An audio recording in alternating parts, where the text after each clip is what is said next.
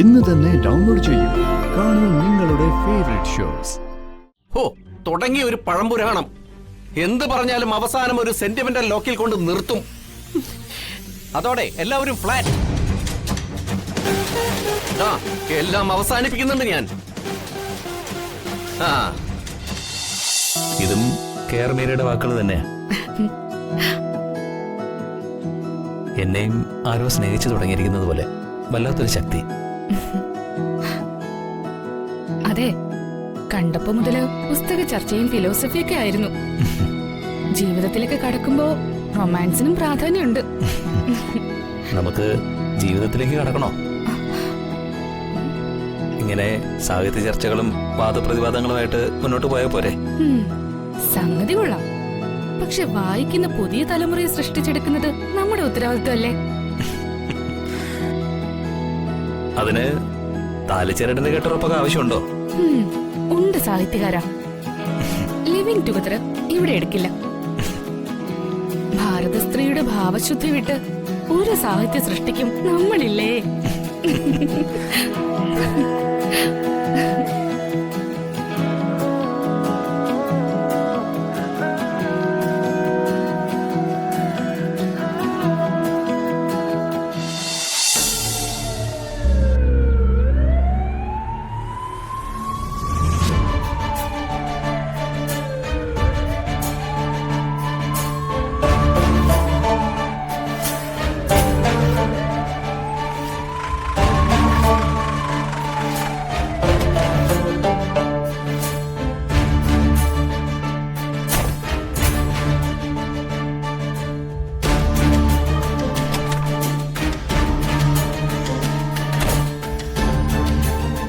അവരെത്തി.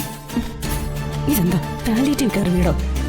ഇപ്പൊ എന്തിനാ ഇങ്ങോട്ട് കൊണ്ടുവരുന്നത്? ഹരിത, ഇത് അച്ഛമ്മയാണ്. നീ എന്താ ഇങ്ങനെ?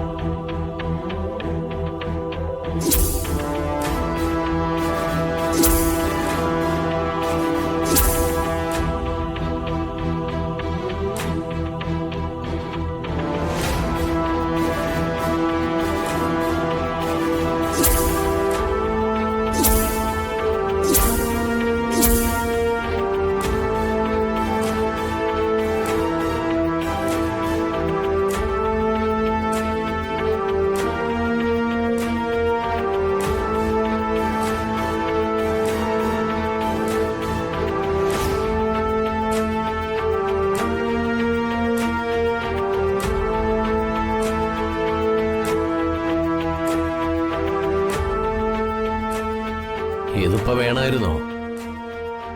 ഏത്? ഇപ്പൊ ഇങ്ങോട്ട് കൊണ്ടുവരേണ്ട കാര്യം ഉണ്ടായിരുന്നോ? പ്രകാശ്, എന്തൊക്കെയാ നീ പറയുന്നത്? നിനക്ക് സ്ഥലകാല പോലും നഷ്ടപ്പെട്ടോ? അമ്മയുടെ അവസ്ഥ നീ കണ്ടോ? കണ്ടു.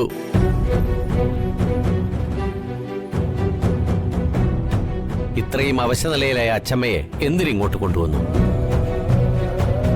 ആശുപത്രി തന്നെ കിടത്തിയാൽ മതിയായിരുന്നില്ലേ? ഡോക്ടറാണ് ഡിസ്ചാർജ് ചെയ്തത്.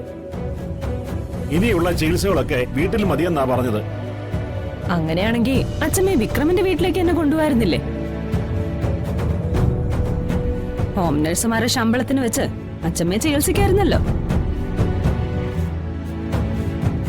അല്ലാതെ നിത്യവൃത്തിക്ക് വകയില്ലാത്ത ഇങ്ങോട്ട് കൊണ്ടുവന്നിട്ട് വല്ല പ്രയോജനമുണ്ടോ? ഹരിത പറഞ്ഞു തന്നെയാ ന്യായം. വീട്ടു ചെലവിന് പോലും നിവൃത്തിയില്ലാത്ത ഈ സാഹചര്യത്തിൽ ഇവിടെ അച്ഛമ്മയുടെ ചികിത്സാ ചെലവ് ആര് വഹിക്കും എന്നുള്ളത് ഒരു പ്രശ്നം തന്നെയാണ്. മനസ്സിലായി. അമ്മയുടെ ചികിത്സാ ചെലവിന്റെ ഒരു വിഹിതം നിന്റെ പോക്കറ്റിൽ നിന്ന് ചോരുമെന്നുള്ള പേടിയല്ലേടാ നിനക്ക്? അച്ഛനമ്മമാരെ കണ്ണീര് കുടിപ്പിച്ച് സ്വന്തം കാര്യം നോക്കുന്നവനല്ലേ നീ? മാധവൻ ജീവിതം പഠിച്ചത് നിന്റെ സ്കൂളിൽ നിന്നല്ലടാ.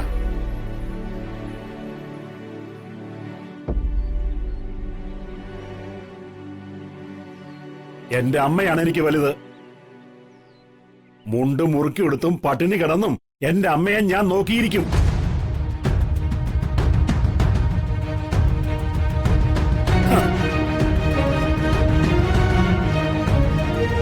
ഇതിൽ എന്തൊക്കെയോ ദുരൂഹതകൾ മണക്കുന്നുണ്ട്.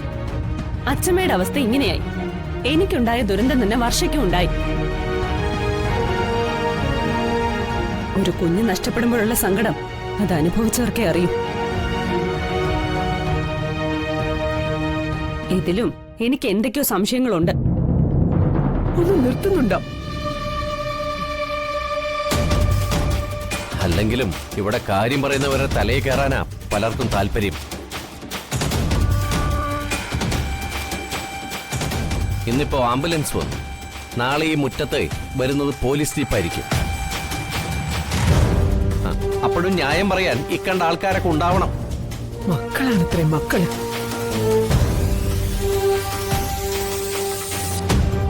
ഹരിത പറയുന്നത് പോട്ടെ, അവള് വന്നു കയറിയ പെണ്ണ. അതുപോലല്ല നീ. കുട്ടിക്കാലത്ത് ആ അച്ഛമ്മ പറയുന്ന കഥകൾ കേട്ട നീ ഉറങ്ങാറ്.